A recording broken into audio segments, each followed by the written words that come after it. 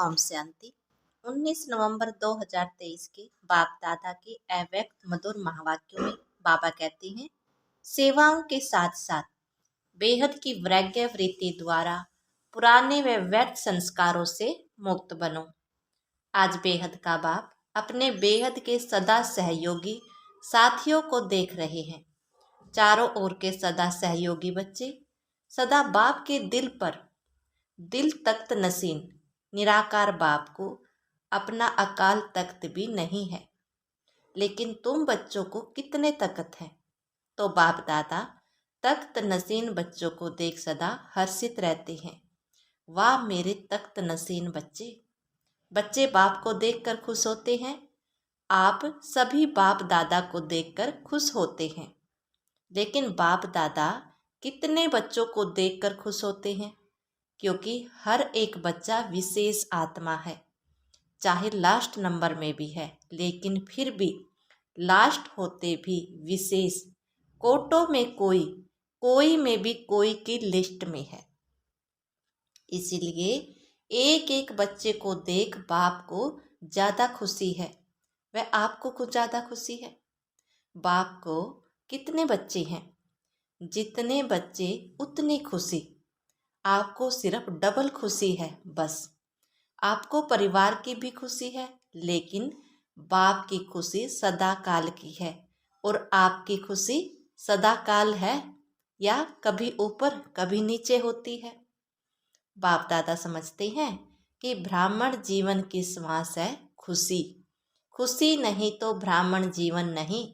और अविनाशी खुशी कभी कभी वाली नहीं, परसेंटेज वाली नहीं। खुशी तो खुशी है। आज 50% खुशी है और कल 100% है। तो जीवन का श्वास नीचे ऊपर है ना। बाप दादा ने पहले भी कहा है, शरीर चला जाए लेकिन खुशी नहीं जाए। तो यह पाठ सदा पक्का है या थोड़ा थोड़ा कच्चा है? सदा अंडरलाइन है। कभी कभी वाले क्या होंगे? सदा खुशी में रहने वाले पास विद ओनर। और कभी कभी खुशी में रहने वाले को धर्मराजपुरी पास करनी पड़ेगी। पास विद ओनर वाले 1 सेकंड में बाप के साथ जाएंगे, रुकेंगे नहीं। तो आप सब कौन हो? साथ चलने वाले हो या धर्मराज के पास रुकने वाले? साथ चलने वाले। ऐसा चार्ट है, क्योंकि विशेष डायमंड जुबली के वर्ष में बाप दादा की हर एक बच्चे के प्रति क्या शुभ आस है, वह तो जानते हो ना। बाप दादा ने सभी बच्चों का चार्ट देखा। उसमें क्या देखा कि वर्तमान समय के प्रमाण एक बात का विशेष और अटेंशन चाहिए। जैसे सेवा में बहुत उमंग उत्साह से आगे बढ़ रहे हो और डायमंड जुबली में विशेष सेवा का उमंग उत्साह है, इसमें पास हो। हर एक यथाशक्ति सेवा कर रहे हैं और करते रहेंगे। लेकिन अब विशेष क्या चाहिए? समय समीप है तो समय की समीपता के अनुसार अब कौन सी लहर होनी चाहिए? वैराग्य की। कौन सा वैराग्य? बेहद का या हद का? कितना सेवा का उमंग उत्साह है, उतना समय की आवश्यकता प्रमाण सब स्थिति में बेहद का वैराग्य कहाँ तक है? क्योंकि आपके जीवन की सफलता है जल्दी से जल्दी प्रजा तैयार हो जाए, इसलिए सेवा करते हो ना। तो जब तक आप नियमित आत्माओं में बेहद की वैराग्य वृत्ति नहीं है, तो अन्य आत्माओं में भी वैराग्य वृत्ति नहीं आ सकती।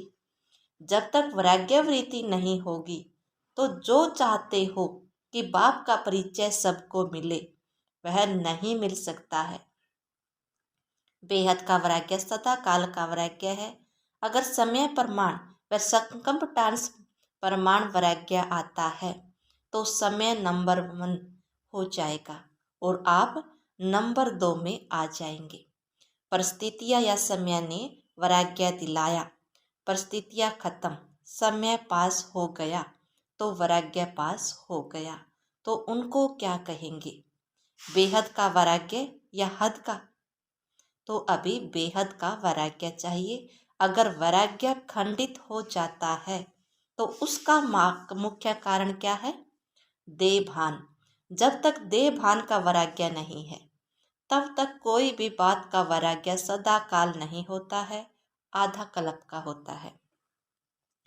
संबंध से वैराग्य यह बड़ी बात नहीं है।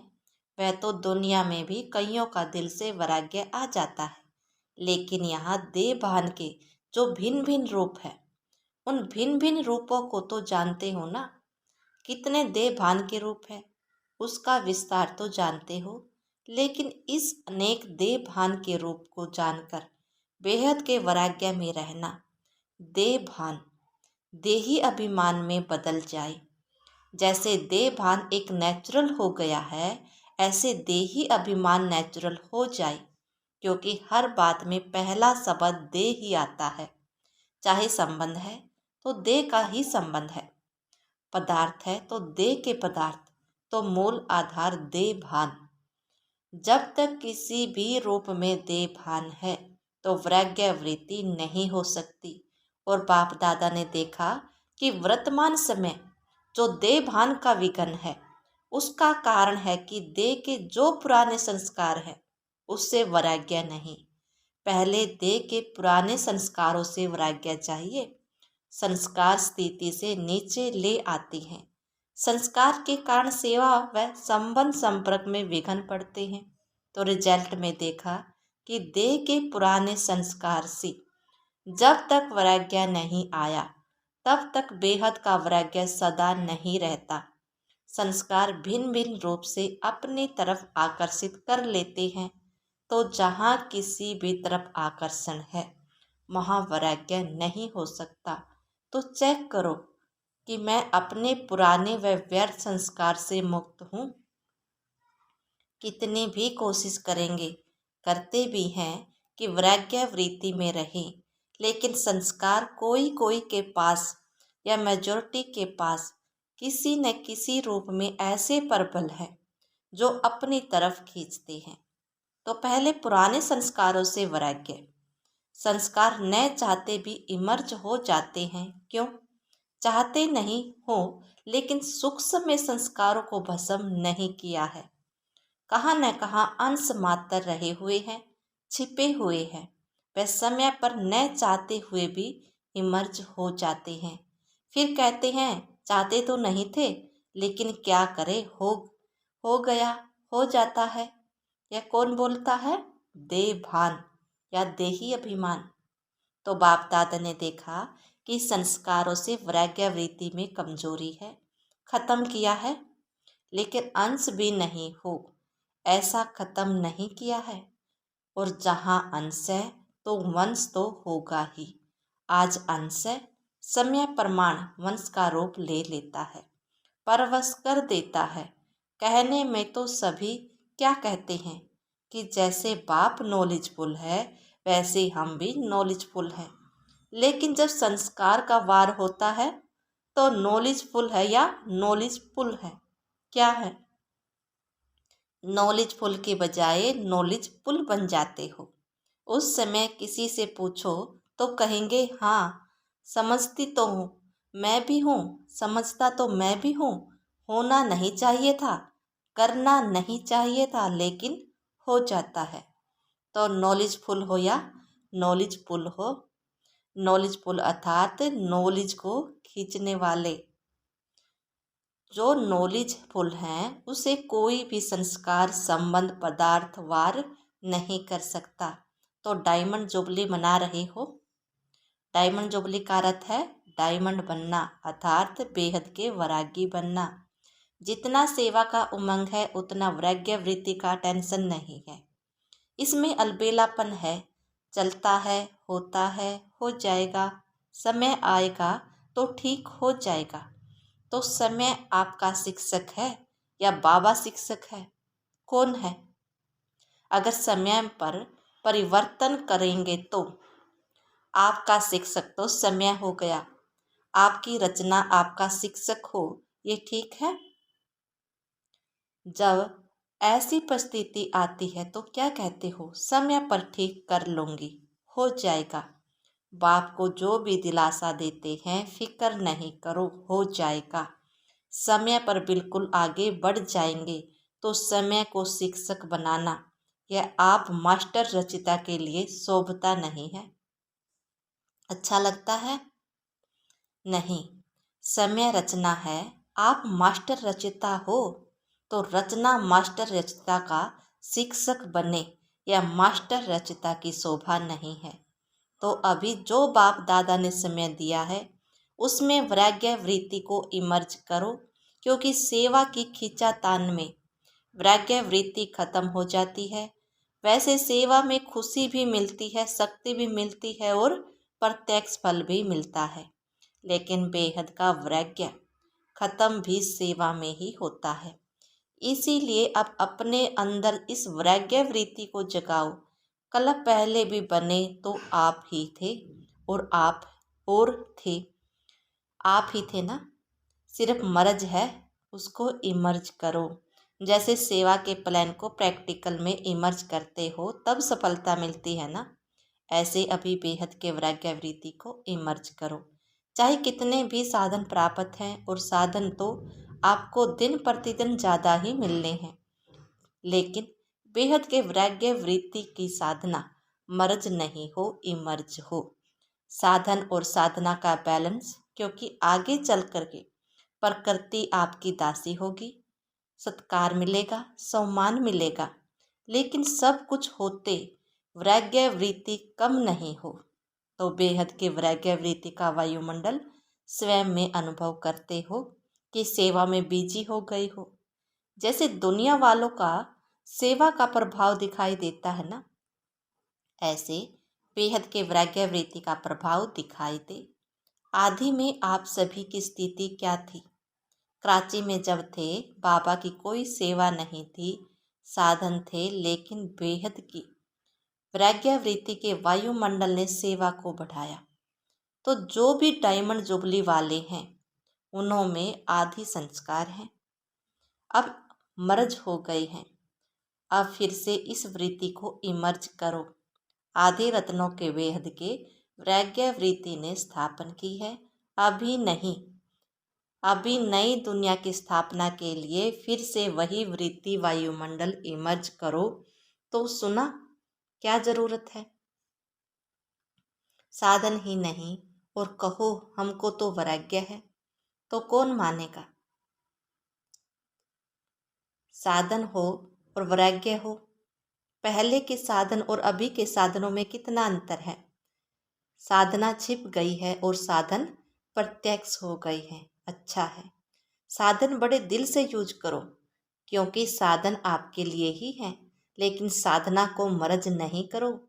बैलेंस पूरा होना चाहिए। जैसे दुनिया वालों को कहते हो कि कमल पुष्प समान बनो, तो साधन होते हुए भी कमल पुष्प समान बनो। साधन बुरे नहीं हैं, साधन तो आपके कर्म का, योग का फल है, लेकिन वृत्ति की बात है। ऐसे तो नहीं है कि साधन की प्रवृत्ति में साधनों के वश फंस तो नहीं जाते।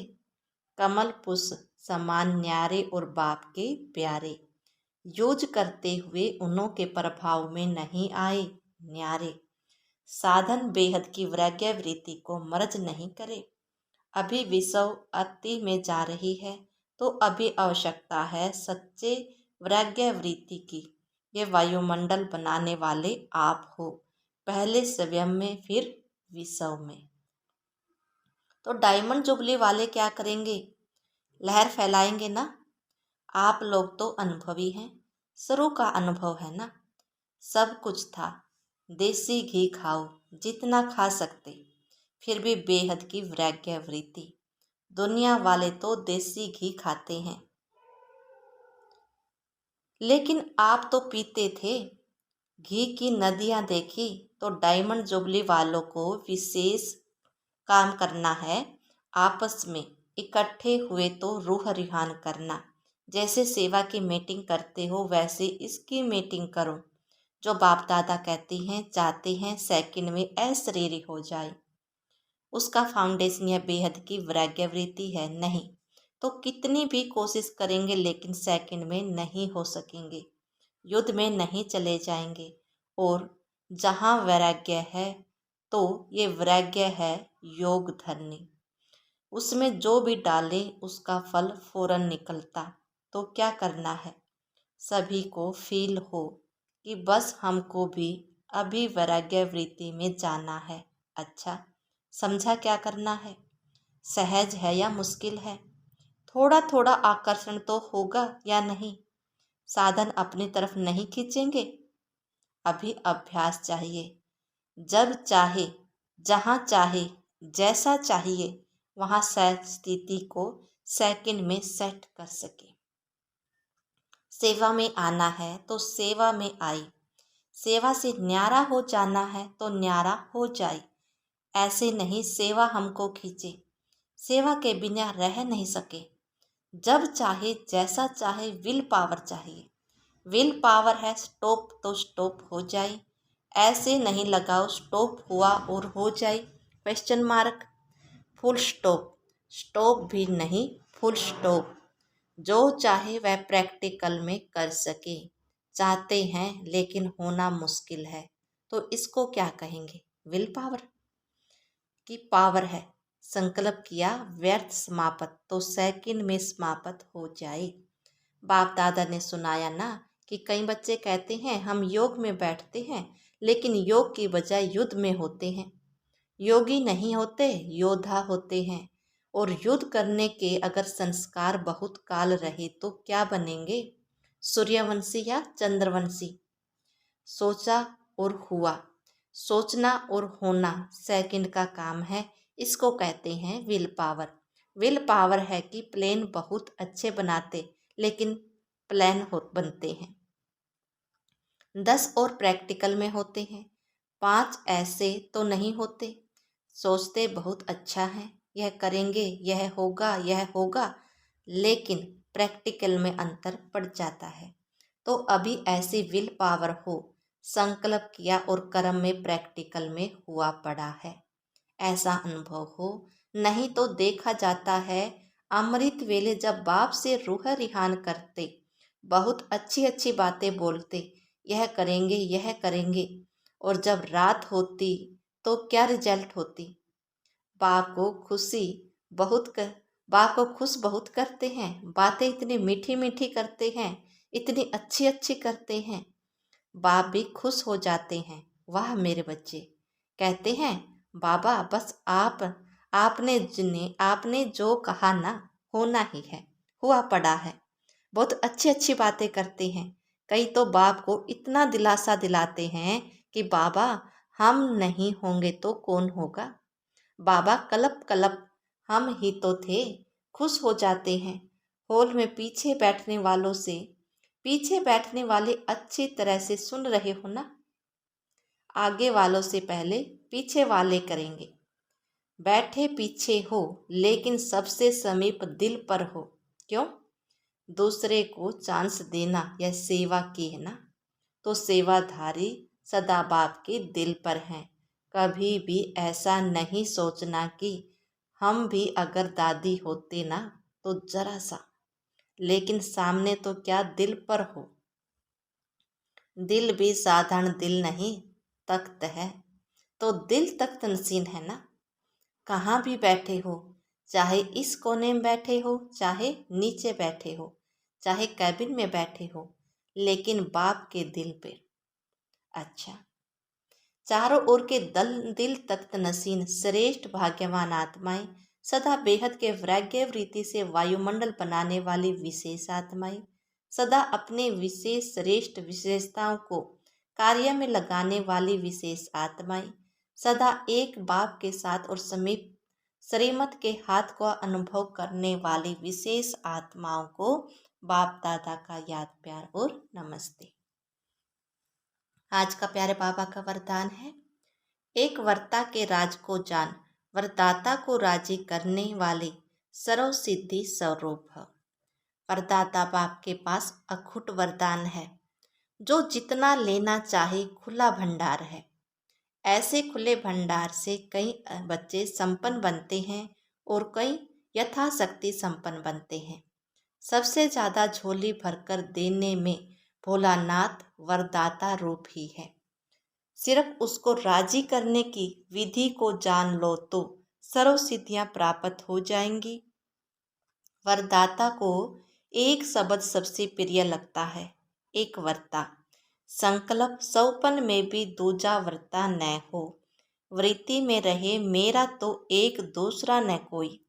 जिसने इस राज को जाना उसकी झोली वरदानों से भरपूर रहती है।